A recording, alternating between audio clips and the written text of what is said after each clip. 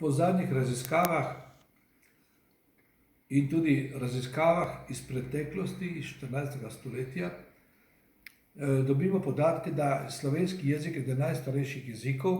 Tudi sam sem preizkušal v Indiji in sem govoril slovenščino in sem mislil, da govorim sanskrt.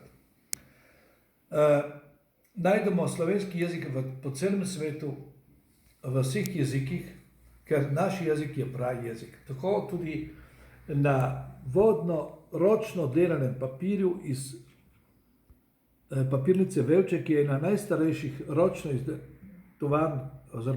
izdelanih izdelava papirjev z veliko tradicijo. Jaz sem še poznal še veliko mojstri, ki so tam delali, in takrat smo naročili celotno serijo lepih papirjev, pisemskih, kjer je papir vezan tudi na pisavo oziroma na izražanje skozi peresnika, črnila na papir.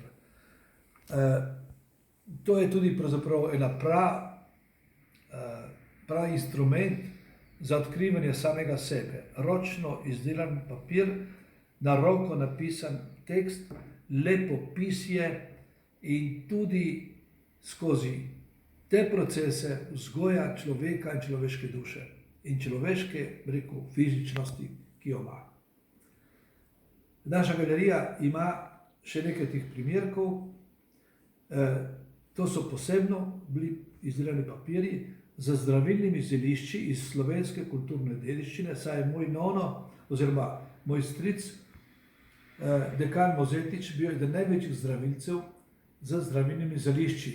S tem, da je bil najprej duhovnik, potem zdravnik in potem pa še botaničar. To je res ena velika kulturna dediščina, ki jo imamo in ne smemo Slovenci pozabiti.